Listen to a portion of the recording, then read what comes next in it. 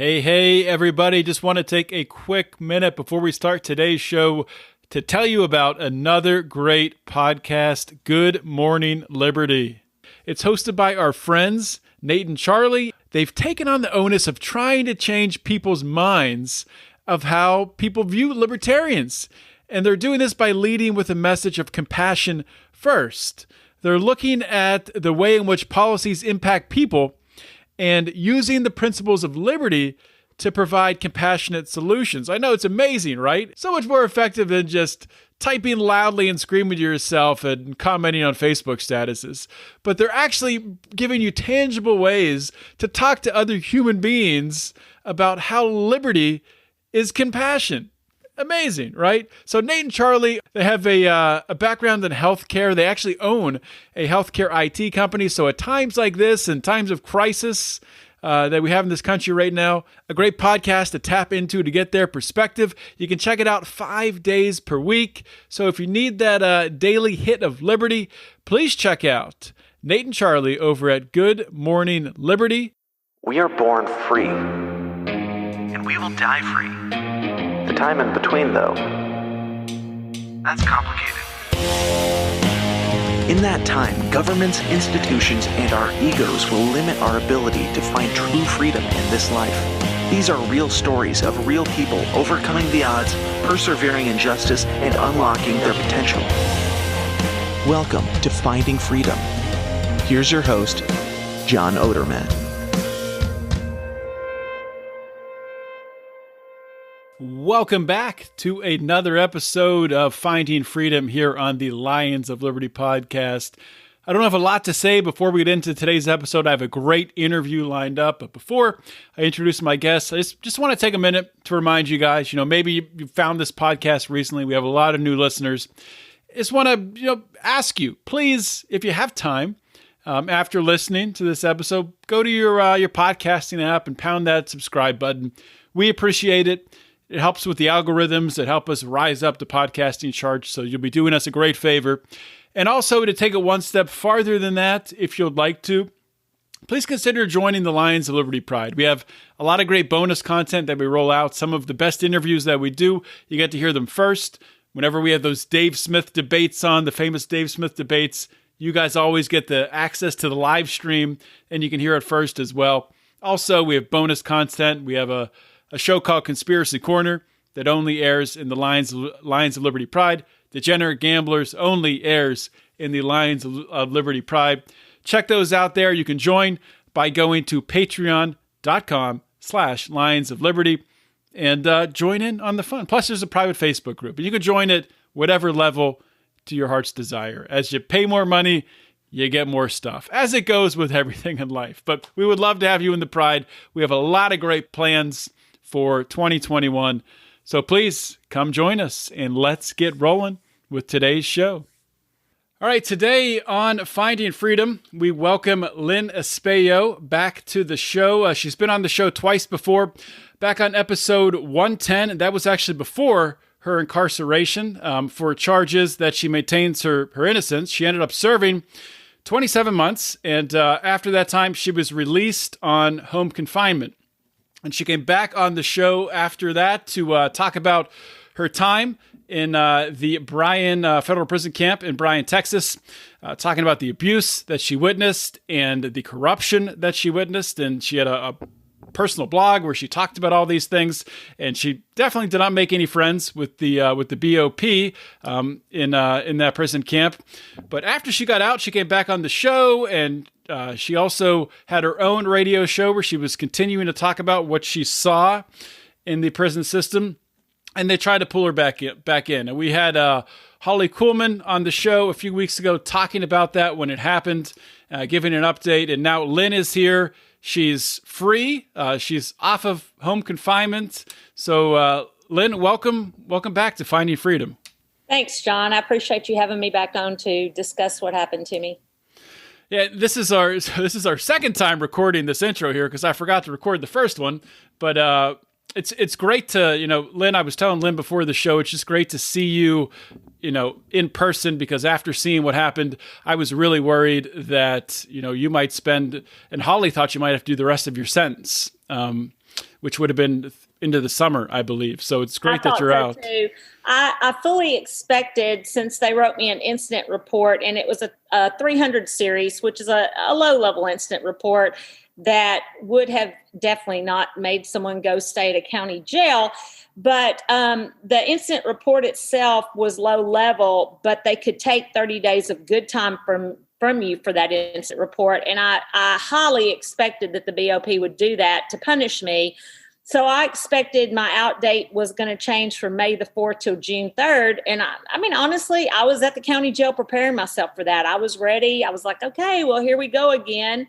Obviously, God's got a few more things I need to see on this journey. And let me tell you, the county jail was an experience that I'm going to be blogging about and talking about. So it's definitely something different. I will say that. But well, yeah, let's, before we talk about that, let's go back and talk about how did you end up on their radar where they even wanted to do this. And I guess it was the prison warden that was initiating this process. No, what happened was on December the 22nd, because I do blog about corruption in the BOP, and of course my radio show talked about things at Bryan and other places, not just Bryan. You know, I've met inmates along the way when I was in Oklahoma from other prisons, and I keep up with them, and they send me things and I blog about it. I post it on Twitter. I talk about it on my radio show. And so on December the 22nd, I received some photos and a memo.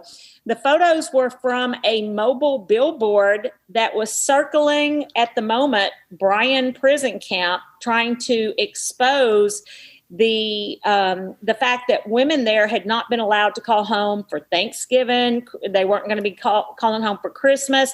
For going on 8 weeks, they had been locked up and not being able to use the phone, video chat, no means to communicate with their family. And this mobile billboard was hired by a nonprofit out of New Mexico to expose what was going on at Bryan Prison Camp.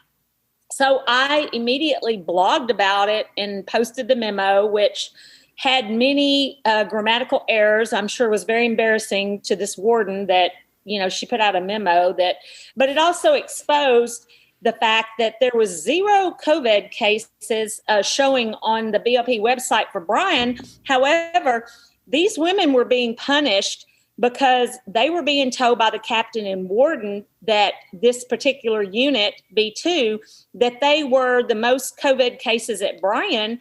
And so it was their fault that their unit had all these COVID cases.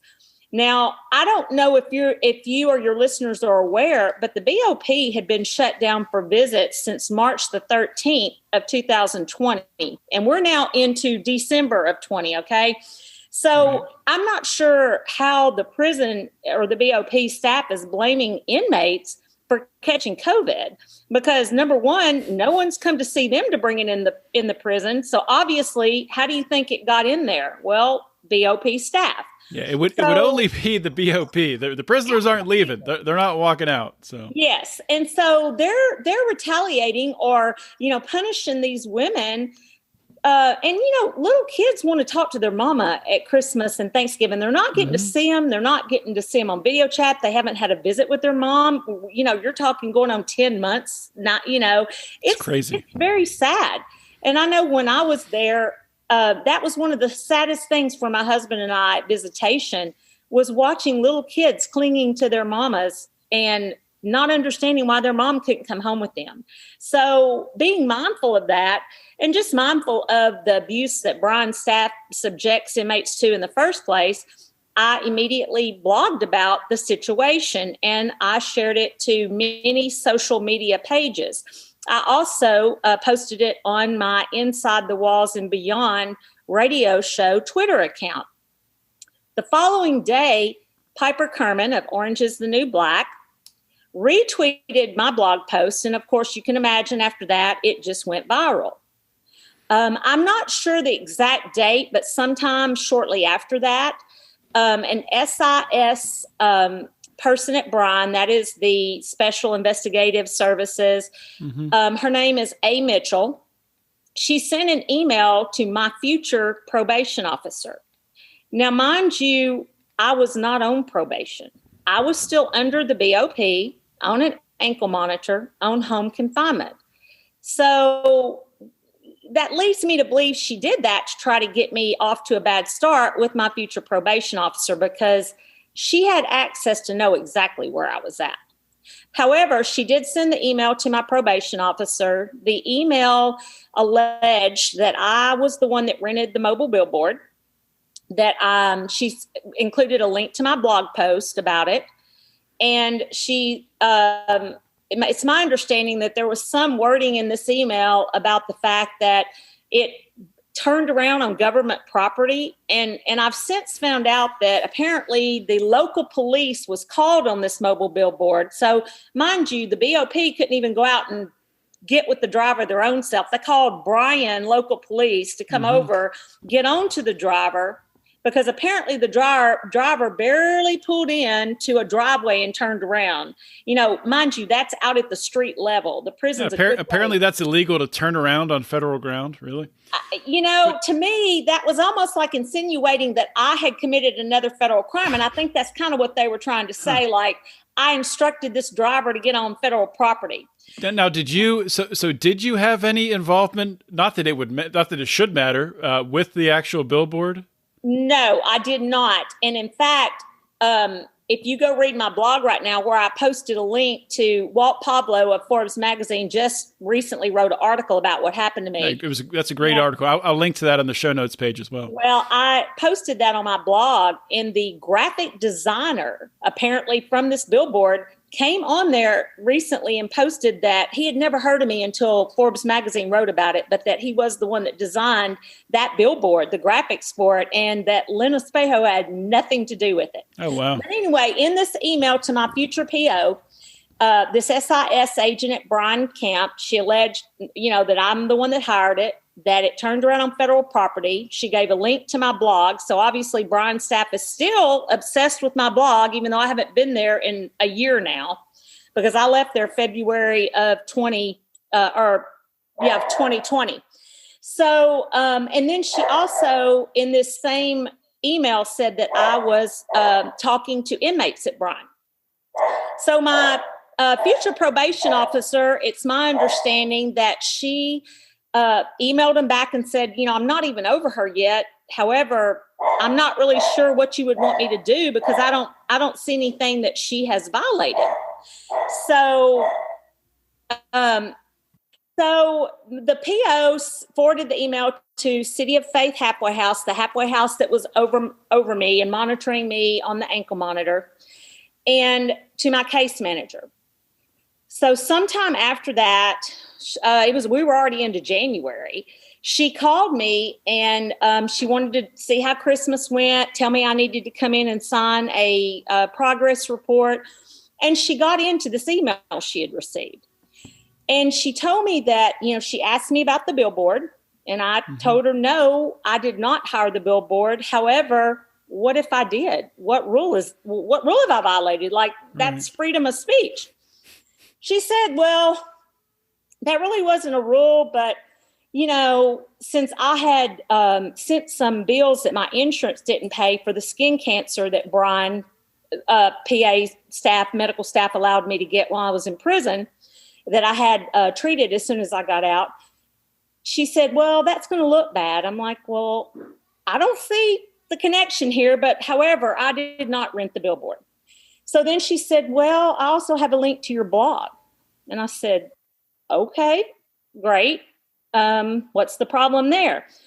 And she said, well, she didn't know what to say. I said, look, I've already been down that road with the BOP.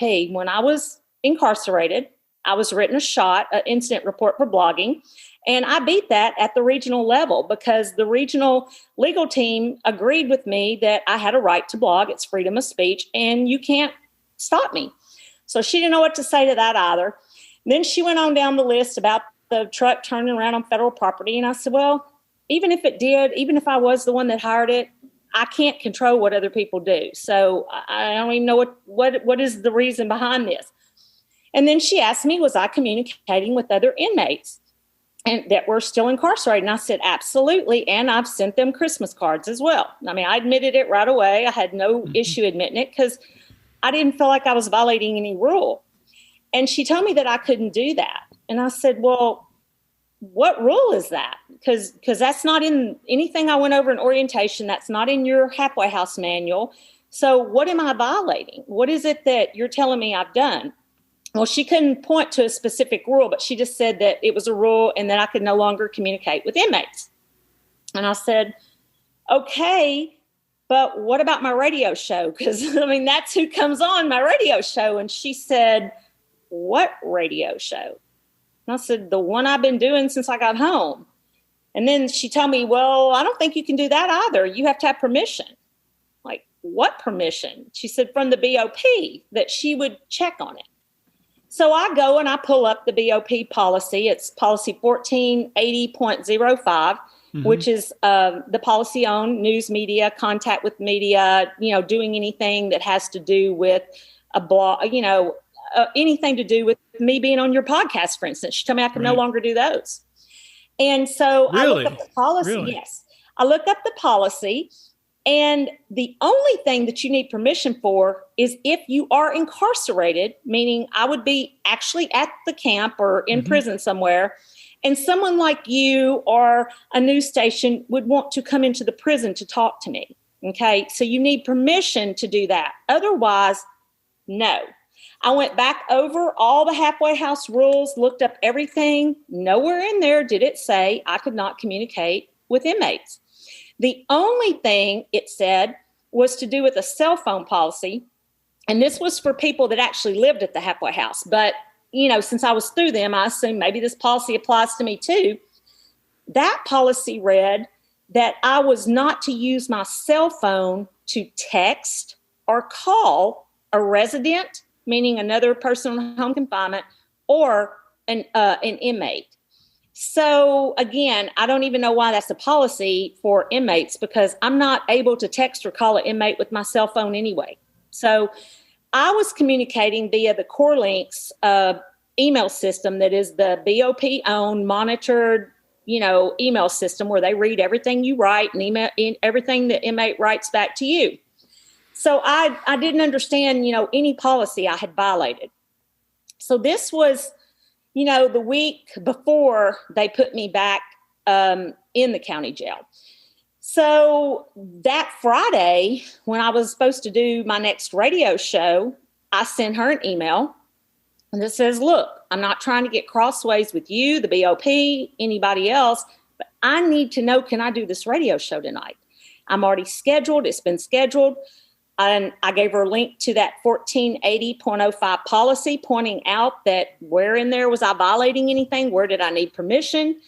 I sent her a link to Michael Cohen's case where, it's very siller. They put him back in prison because he was wanting to expose his book and other things that they were trying to make him sign something, giving up his rights to free speech to be on home confinement. And I felt like that case set precedent for anyone on home confinement. And I gave this long spiel. Well, the next thing I know, I get an email from actually the director of the halfway house, Michael South. And he is telling me that that the RRM manager in Dallas, Texas, Grand Prairie, named What does that stand for? RRM? It's reentry, residential reentry management. I think they're at the BOP. Okay, it's the BOP that manages halfway houses. Okay. I think it's reentry residential management. Maybe it's what the RRM stands for. But he is the person. His name is Sean Smith. He's in Dallas. He is the person that's over this region, the South Central region, halfway houses. He had specifically instructed me I was not to do that radio show until this was all worked out. Okay. So I emailed him back and I said, I clearly think this is a violation of my freedom of speech. However, I'm not going to go against what you're saying, even though I think you're wrong. Mm-hmm. I'm arguing my point that you were wrong, that I've already been down this road with the BOP about my blog. And I think you're wrong for withholding me from doing my radio show tonight. However, because you have specifically instructed me not to be on there, I'm not going to get on there. But I'm letting you know up front that I'm going to appeal this all the way to Washington. I'm going to start admin remedies and I'm going to appeal it because that's my legal right. And on my radio show tonight, someone else will be hosting it, and they're going to tell my listening audience just why I'm not on there. And I left it at that. This was on Friday, January 8th. I did not hear anything on Monday, January the 11th. Not a peep. Mm-hmm. I didn't email them. They didn't email me. On Tuesday morning, January the 12th, I went to work at my church. And while I was at my church, I had a call from the Michael South, the residential manager of City of Faith. And Mr. South told me that I was to immediately report to the City of Faith halfway house to be picked up by the U.S. Marshals because I was being violated. He would not, however, tell me on the phone what I was being violated for. So I get my stuff. I leave my church. I get on my cell phone. I call my husband and tell him what's going on. And he says, "You are kidding, right?" I was like, "No, Pancho, I'm not kidding. I've been told to get to the halfway house and that I'm being taken back to prison." And, amazingly enough, I was really calm because I had predicted on my blog, I had written a blog about the SIS agent sending this email. And in the very last paragraph of that blog, just like the day before, actually, that they told me to come, that on that Monday, the 11th, I'd written this blog post.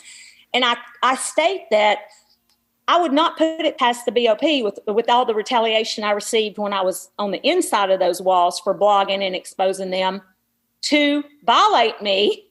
And I even predicted that it was going to fall through if they did, that someone would eventually have to answer for it. But I predicted that they would do this because I know how they operate and how dirty they are.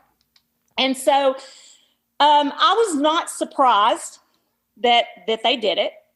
So I'm at home. I'm taking off my jewelry. I'm putting on some old clothes in case, they lose your clothes when you check in to the popo.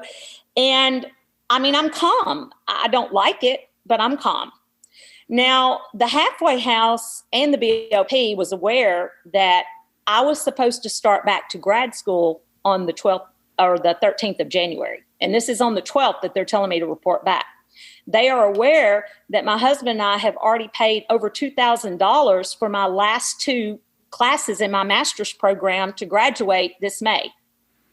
So, they were willing to derail, reentry needs, because I'm assuming that, they would want someone to graduate and become gainfully employed, especially when you would think so. Yeah. Yeah. That would be the rational, logical thing. Somebody on track who's, trying to better themselves, but I guess they were just out for spite. So it is what it is, John. You call it like you said, and yes. Did you get to see your husband before you ended up reporting? Did he? Well, I told him to come home and get me because we live in Sherwood and the halfway house is in Little Rock, and I didn't want him trying to figure out how to get my car. It was just better if he took me over there. So I come home and I get changed, and he comes home and he is stressing out because this is not something that we're used to dealing with, and so. I'm calm. I did call the PO because in the interim of her getting that email, I had asked the case manager at City of Faith, "Hey, since she's gotten this email, I don't want this to be her first impression of me. I want to know my PO's name and number." So back when that happened, originally, I called her up, the PO.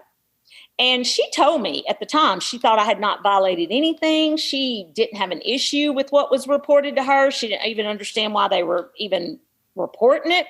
She just was kind of shocked. And she even came by my house a few days later to introduce herself to me. And so I called her and I said, "Hey, look, here's what's happening. I've just been told to come to the halfway house, and I've been told, that U.S. Marshals would be meeting me there. To take me back. And I've received some sort of incident report, but they won't tell me what it's about." And she was shocked. She was like, "What?" So I can't, like I said, we reported over there. I'm sitting there. They served me with the incident report, and all it says in it is that I've been emailing inmates. I mean, that's all it said. The only email that they quoted was one that clearly tells what their issue was. In fact, I'll send you a copy of it, John, so you can post it out there for your listeners. Sure, that would be great. But the email states different inmates and where they're located at, what prison they're at, either at Oklahoma, I think Greenville, Bryan. It states their name and number that I was communicating with. Then the last paragraph quotes one email. Mind you, most of my emails are just, hey, keep your chin up. How are you doing? I'm praying for you. Just very, encouraging people that I left behind. However, the email that they chose to quote in their incident report was one where I give the number to the radio show to an inmate that wanted to call in. And she emails me back and tells me that she was not able to call in, but that they have lots of things they want to report, such as violations, civil lawsuits that are being filed. Mm-hmm. And that's the email that the BOP chose to report in this incident report, which to me just tips the hat at what they were getting at. They were mad at me because I won't shut up, basically. That's plain and simple. Mm-hmm. I will not go away quietly. And not only that, since I've had to put this out there in court records, let me just tell you that I'm also cooperating right now, and they know about this, Bryan does, with a state of Texas investigation into their fraudulent cosmetology program. So I'm quite sure that had a lot to do with it as well, because the state of Texas has been trying to get records from them, and part of the records they've been trying to get have to do with me. So in my time that I spent in cosmetology class there, when I was asked to sign fraudulent paperwork and refused, and that's out on my blog too. And, I was put out of cosmetology. We talked about this the last time you interviewed me, and I reported it to my state senator, and I fought my way back in, because I refused to sign paperwork for fraudulent hours that I was being asked to sign by staff at Bryan. So the fraudulent hours we're saying that, just if you could refresh our memory with that. They wanted me to log hours that I didn't get in Cosmo and say I got them, because, this is a federal grant program that pays for this, and they uploaded those hours to the state of Texas. And I told them, absolutely not. I'm already serving time for a crime I didn't commit, being fraud. I'm not about to commit fraud when this is clearly fraud. So they had to have so many hours probably shown in order to continue to get the funding. I'm quite sure. That. And I wouldn't go for it. So right. Again, this was, they knew that this investigation was going on. In fact, when I was at Oklahoma, I got out May the 27th from Oklahoma due to the CARES Act, and came home on home confinement. Shortly before that was when I was brought an affidavit from the SIS at Oklahoma that came, it said it was from the Department of Justice. And the first paragraph started out, in November of 2018, did you tell Senator John Bozeman, blah, blah, blah. And it was talking about what I had reported to him about the fraudulent hours, and some other stuff I reported to him that was fraudulent, that was going on at the Bryan prison camp. And I did blog about it at the time. In fact, that I was written up for that blog. The blog title was Corruption at the BOP. And they took great offense to that. And that was where I got on the wrong side of the fence with Bryan's staff, was once I started exposing what was going on there. Mm-hmm. They were fine with my blogging as long as I was just talking about my feelings and prison recipes and, other things. It was when I started reporting what really goes on inside those walls that they took offense. Right. And I was on their bad side from that point forward. We've talked about this in your past episodes, that I was thrown in the shoe a couple of times and held at Bryan, being threatened to be shipped. They were going to do this, they were going to do that, trying to punish me. And it just didn't work. I just didn't shut up. So, I wasn't a staff favorite, needless to say. But anyway, I reported over to the City of Faith on that day, January the 12th, and around 2 or 2:30, the U.S. Marshal shows up. And of course, they belly chain, shackle, handcuff. I mean, all the whole works.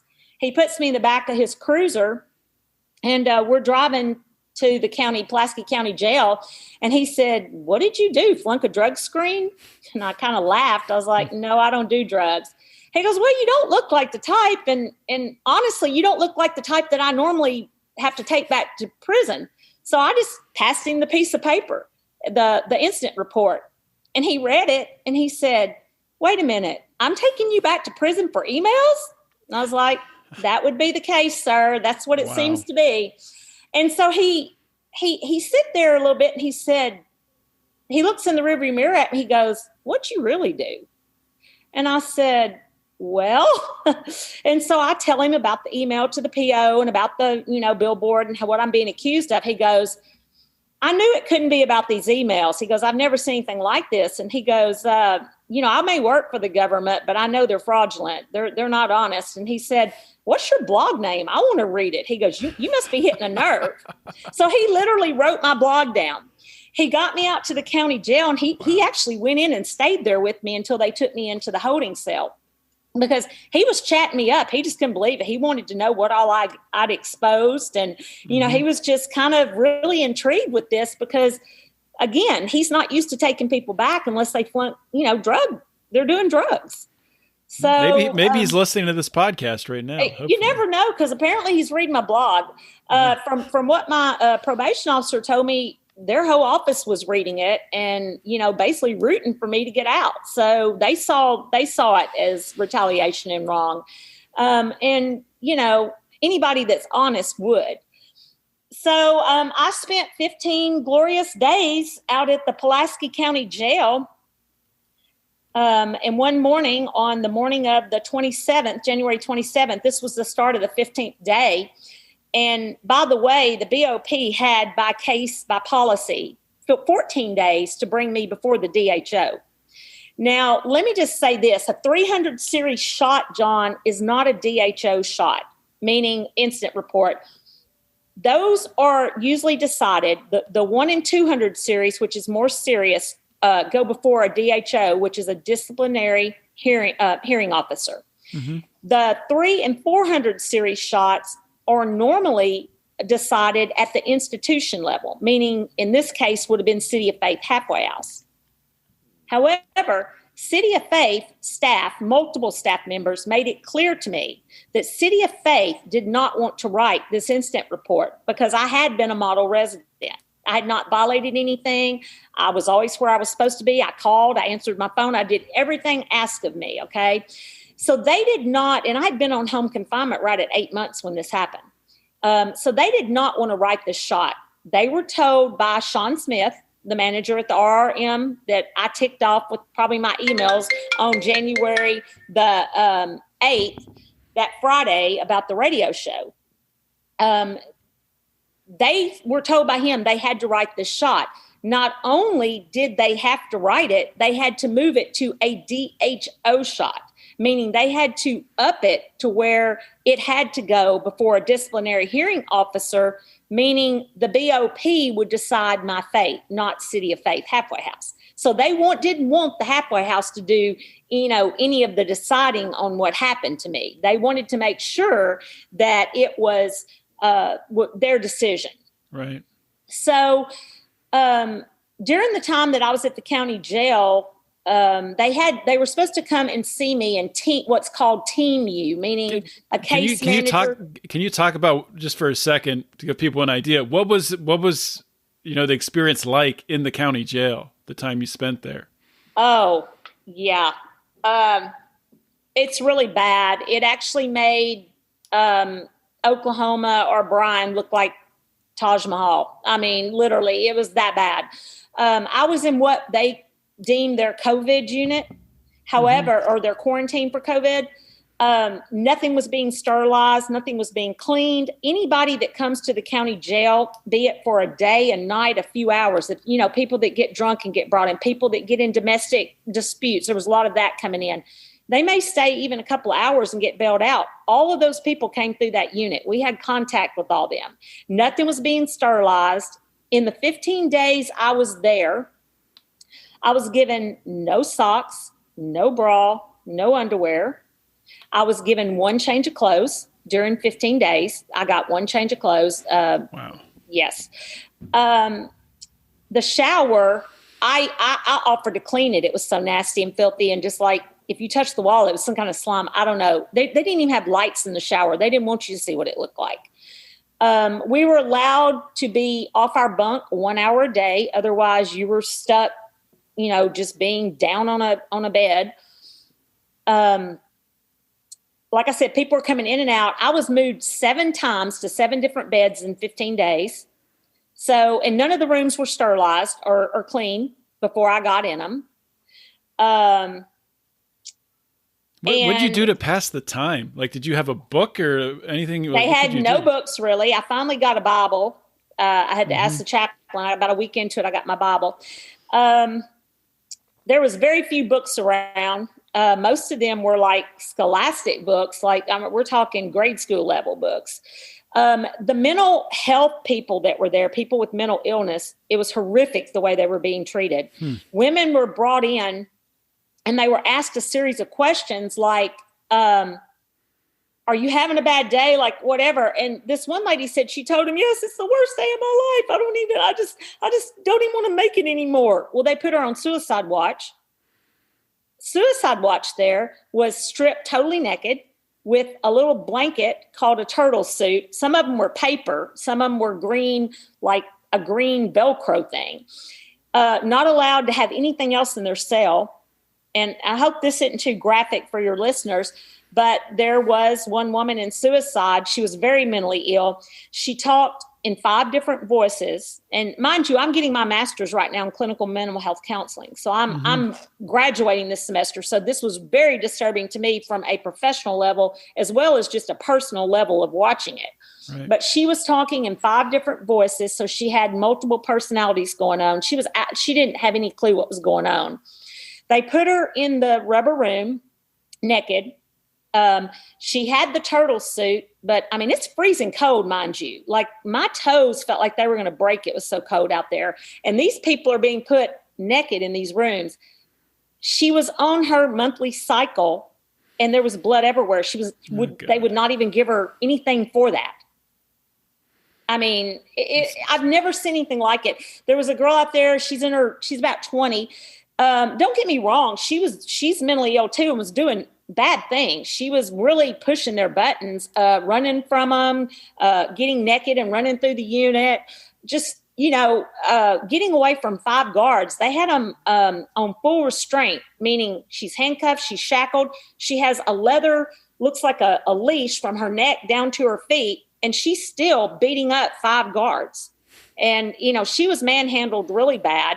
I saw her slammed to the floor. I saw her put in what's called a restraint chair. And, just some horrific things. They're not equipped out there to handle that. Now, let me say this. The medical out there, I felt, was very good. They did keep losing my Flonase for my allergies. They lost it like 3 times in 15 days. I'm not sure what's up with that. I'd go 2 or 3 days without it, and they'd either order it or find it again. However, they were very nice, and I felt like the medical did try to help you. I don't think the medical liked what was going on with these mentally ill patients. I would see the look on their face when they came in, but there's not a lot they can do because this is coming from higher up staff to do this to these women. And it was obvious they just didn't know how to handle the situation. They're not equipped for it. So they probably should not be housing people with mental illness for sure. Yeah, and the one lady that, like I said, the 20-year-old, she's out there for murder. And the one that was getting away from them. And that was, one night she literally jumped from a top bunk all night long onto a desk until she got it to break off the wall. And this is a desk that is bolted and soldered to a brick wall. So she was very diligent in getting that to happen all night long. I mean, the rest of us are just hearing this metal banging all night. So, I was having panic attacks. I was having high anxiety. My blood pressure went up, and I don't even have high blood pressure. They were trying to put me on high blood pressure medicine. I'm like, hold on here. I've never been on that. And not only that, I don't suffer from high blood pressure ever.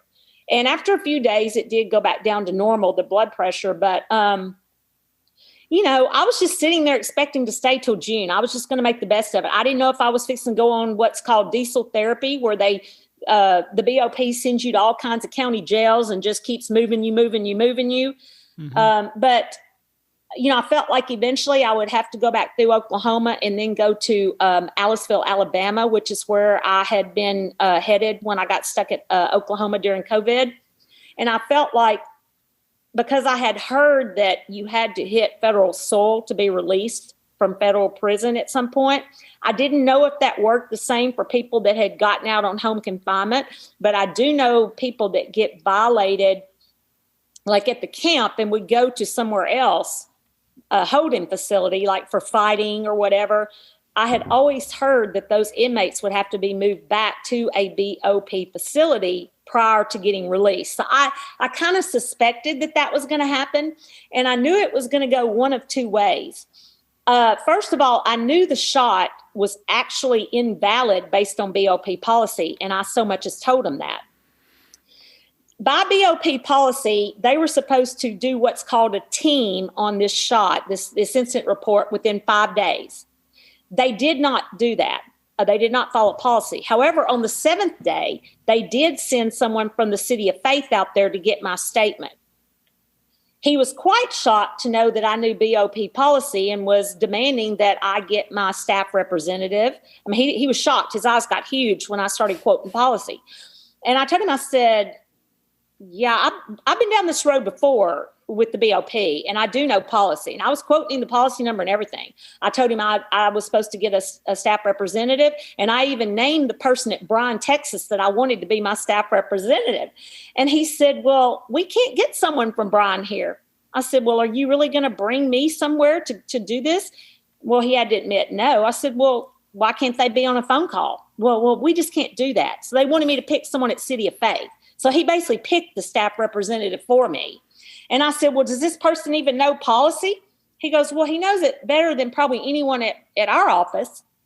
I said, well, okay, that's not real assuring, but whatever. And I told him, I said, look, this incident report is invalid.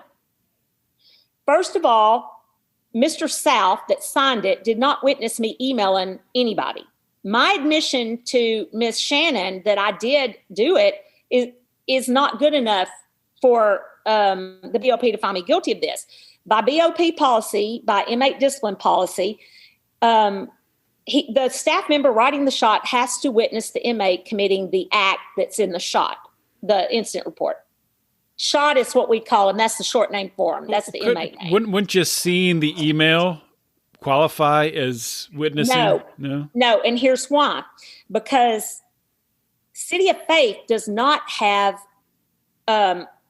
access to core links where I was emailing, right? So that means Mr. Sean Smith, who sent these emails, by the way, on January the 8th at 4:18, right after I'm having these emails with him at 2:00 about the radio show. Okay. He sends these emails, and it says that in the incident report that at 4:18 on January the 8th, we received, from the RRM Dallas, I'm emailing. And mind you, they had said they weren't going to pursue this. Ms. Shannon had already told me the day on the phone that she asked me about it, she wasn't going to pursue it. So weeks later, when I start bucking them about my radio show, they come back and do this. So I point out that the shot's faulty, that he doesn't have core links access, Mr. South that signed the shot. Therefore, by BOP policy, this shot is technically invalid and must be dismissed. And I told the guy that came out from City of Faith out to the Pulaski County Jail to write this down. And I'm reading what he wrote, and I'm like, no, that's not what I said. This is what I want you to write down. This is my statement, and I want you to write every word of this down. So he's sitting there writing, what I say down. And I told him, I said, and also please note that as soon as I get out of here, that I will be filing a lawsuit on the BOP. I'm going to name every one of you that participate in this in the lawsuit, because this is clearly a violation of my rights and retaliation. And I told him, I said, why don't you show up on day 7? Is this because you know Judge Baker? Because in the interim, let me back up a minute. Back in December, I had filed a pro se compassionate release motion with my judge to get off the ankle monitor and be released straight to supervised release. Mm-hmm. One of the reasons I had quoted was, since I've been home, and I told you this last time I was on, I've been suffering from PTSD, anxiety, panic attacks from what I went through being housed in the men's SHU with men present in Oklahoma during COVID for quarantine, and just the things that went on there, being in solitary confinement pretty much for 100 days. Mm-hmm. And I'd been asking for counseling from the BOP, and it had not been provided yet. And I had proof in writing that I had asked for it. And also because I've got to do my last internship to graduate in May, and it's not real appropriate to be counseling people when you have a big ankle monitor on. That's kind of hamper you in a professional environment. So I had asked the judge to let me off the ankle monitor early and to go straight to supervised release. I'd still be, on my probation for 3 years. So it wasn't like I was just getting off set free, but I had already had that pending before the court. Well, I was put back in the county jail on a Tuesday. On that Friday, the judge calls my probation officer to tell her I'm about to be released to her that day. My probation officer says, well, she's out at the county jail, right? Well, the judge's office had no idea. So she gives the government till the following Wednesday to give her proof of these alleged, and it says so in her order, alleged violation.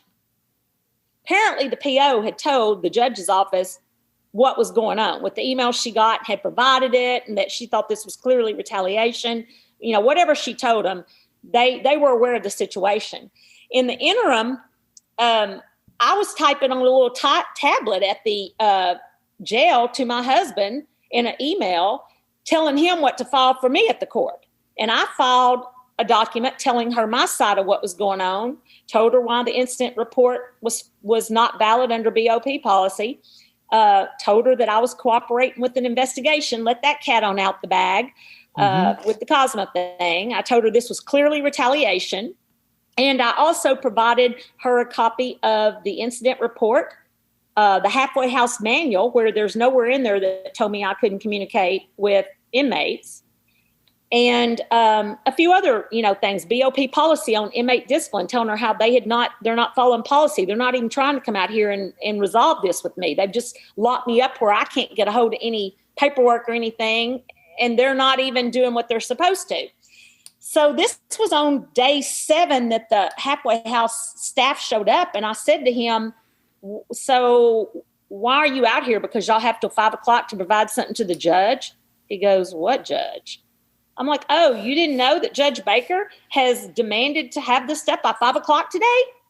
And he's like, his eyes got real big. No, I don't know anything about that. But he wrote her name down. I told him, I said, yeah, I got something pending with the court. And I've let her know all about what's going on. And I also had let her know that the halfway house had told me and my husband that they didn't want to write this shot. And the guy reiterated it to me when he was out at the jail that day. And so I'm telling him, y'all need to do the right thing at your office. I know the BOP is telling you to do this, but you're in the wrong too. If you keep going along with this, you need to release me now, because you know that I did not violate anything and that I've been a model inmate. And basically y'all are participating in this retaliation by, holding me here. He's like, well, again, there's nothing we can do. We're being forced to do this. So he writes down stuff that I tell him, and he takes it back to City of Faith. Mind you, they're 2 days late on this team, and I told him so. Then 2 days later... They were 2 days late on what? On teaming me by policy. By policy, they had 5 days to come out and serve me, basically, with the team paperwork, about the shots. So I'm telling him that, I'm going to sue him. And so he's like, kind of his eyes are real big, and he really doesn't know what to say, because I know I kind of got the feeling I knew more policy than he did. He did not know about the staff representative. He had to look and start reading. He was like, well, I don't think so. I'm like, yeah, I get one. It's policy. I said, do I need to quote it to you? He starts looking. He goes, oh, well, wait. Yes, right here. Okay. Who do you want? And then he wouldn't let me have who I wanted. So a few days later, I get called again by a guard, and he brings a cell phone, and it's the City of Faith again. And it's someone higher up above this guy has called, and they're having some kind of little hearing. Still no DHO officer. Okay. So we're into a second step of this shot. And I'm telling this Mr. Williams the same thing. This shot's not valid. It's not. My supposed staff representative was there, and he started quoting things. And I'm like, I had to correct him, because I'm like, that's not policy. Policy says this. And he tried at first to say no. And then I guess he started looking at something, and he was like, oh, okay. So, the staff representative that they appointed to me didn't even know policy. But regardless, this was not about what was truth, right, wrong. Right. This was just plain and simple, one of two things. Either they were going to find me guilty of it, and by the time I appealed it, I was already going to probably be almost out, because it takes forever to get through the administrative remedy process, a good 6 months. Or my second guess, especially when they did not do the DHO hearing by the 14th day, which is policy, I started suspecting they were just going to hold me for some period of time, their pound of flesh, and then dismiss it and let me go back on home confinement. Okay. That's what I started suspecting. However, in the meantime, the judge ruled in my favor. She just ignored their incident report in her order and just said that I was out there. It was a COVID situation. She basically granted me compassionate release and gave them till 3:00 the following day to release me. Wow. And so I got released. Now the halfway house, I sent them a Freedom of Information Act requesting everything I've ever signed, and they're refusing to give it to me. I told them, okay, great. I'll just have to file something with the court to get it, because, you're violating my rights again here.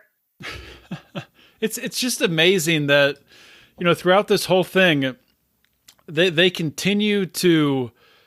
It's like they think that they're somehow going to silence you, when it's everything they do is just motivates you more to speak out. So it doesn't make any sense. What's so funny is that they didn't want that billboard being talked about. Well, once Walt wrote his article and put a picture of it, it's now national headlines. He told me that has been shared I don't know how many times. And I see it all over the internet. I've had so many people contacting me like, oh my gosh, so basically they just made it even more news. Yeah. Well, that's what happens with now. This stuff, when you try to suppress stuff, it just gives it energy and it amplifies it. So if they want to do that, then that's what's going to happen. So are you going to continue with the radio show now, or what's the plan going forward? Yes. Larry is revamping the way their things work on the radio. And so I do plan on moving forward with the radio show. In fact, I'm about to put out a blog post here in the next few days called Staycation at Pulaski County Jail, and I'm going to talk about my experience out there and how the BOP retaliated. But I'm going to keep advocating for women. I want to even more now after seeing the conditions at the county jail and how mental health patients are being treated out there. My long-term goal is when I graduate in May to hopefully work with women that have had traumas and ex-inmates, whatever. I want to definitely continue advocacy work. My long-term goal is to get before Congress to talk about the changes that are needed in our broken system. And, I'm not going to be quiet, obviously. I mean, it's just not going to happen. I feel like, I went to prison as an innocent person. There had to be a reason for me to go. I honestly believe that at this point that it's God's plan for me to speak out. In fact, when I was out at the county jail, I was actually praying about it, and I was like, okay, God, here I am back in jail. I don't want to be here, but obviously, there's something else I need to see on this journey. And, I even prayed. I said, look, God, if I am bringing this on myself because I'm continuing to speak out and this is not your plan, give me some sign here, show me what your plan is in all this. And I did not get the sense that that was it. However, I will tell you, I had peace about the situation, mainly because of my faith. It just, I just prayed about it when I was out there. I was like, okay, I don't want to be here till June, but if that's your plan, God, here we go. I'm your willing servant, and here we go again. So I had really made peace with it. I was shocked that morning that, in fact, I had been moved at 1:00 the morning before during the night to another unit. Into a smoking unit, and I couldn't even breathe. And I was just like, because I have bad allergies, and I was really laying there that day going, okay, God, I can't breathe. What? Get me out of here. This is crazy. My allergies, I'm not gonna be able to make it in this smoking unit. And that was like at 1:00 in the morning. I was moved on the 26th into the 27th morning. And I was on a bunk out in the open, and the guard's desk was like not but a few feet from me. And the phone rings about 8-ish, 9 that morning. And I hear her say, she's looking right at me. She goes, the federal inmate. And then she said, okay, and hung up. She looked at me. She goes, pack your, cuss word, you're going home. And I'm like, okay. So I'm thinking 14 days was the day before. The BOP has dismissed this false incident report because they knew it was false. And I'm going home. Well, I call my husband. He's like, no, the judge ruled in your favor. And I'm like, but you told me the judge already ruled against me a few weeks ago. Well, come to find out, my husband was mistaken. When he got the government's response trying to say the judge should deny it, he thought that came from the judge and told me she had ruled against me. So I'd been sitting there, for more than a week thinking the judge had already ruled, and I was just waiting on the BOP to do what they were going to do. However, she had not ruled. So anyway, when I called him, he told me, the PO had called him that morning and told him that the judge ruled in my favor and that she gave the BOP till 3:00 that day to let me out. I probably was out there by 1. The county jail went on ahead and let me go. But, it just wasn't meant, it wasn't meant for the BOP to get by with this one. However, mind you, I served 15 days in county jail and I've yet to be found guilty of anything. They never found me guilty of their incident report because they never followed policy and, came and did what they were supposed to bring me before a DHO. So. Well, that's now 2 times that you've been put in jail or put in prison for a crime you did not commit. So it's and by the way, the rule that they finally came up with to give the judge is the standard rule that says you will not knowingly associate with felons. However, that association legally means in a criminal manner. It doesn't mean you can't talk to other felons. I mean, mind you, half the people get out of prison, their whole family has been in prison. So they're living with other felons. That association in the legal term means you may not criminally associate with another felon. But the BOP was trying to pass that off to the judge is the rule I violated. That's what they came up with, was this standard rule of home confinement that, by the way, I apparently signed at Oklahoma and never got a copy of, was never given anything, just pushed out the door there. They had no idea what they were doing and never gave me a copy of anything. They made me sign paperwork for halfway house and wouldn't even let me read it. But when you're about to go home and they're telling you, no, this is just paperwork to go home, you're like, okay, here, where do I sign? I never got a copy of it and they never explained it or let me even look at it. However, that falls flat on its face anyway. So I don't even know how they would have made the shot stick. Put aside the technical issues with Mr. South signing it. How would it have stuck anyway? Because that's not even, I didn't even violate anything. So they were in a world of hurt. However, if you follow me on Twitter, I've been actually tweeting to the BOP, the official BOP, and asking them if they want to talk to me about all the fraud that I saw at the BOP. I've also sent them a link to the article that Walt wrote and told them exactly which staff members they could thank for that article. So you can tweet them this podcast too when it comes out. BOP, if you're listening, hey, I'm willing to talk. Come see me. I can tell you a lot of stuff. Well, I got to tell you, Lynn, after everything you've been through, I mean, I admire your tenacity and you just don't back down.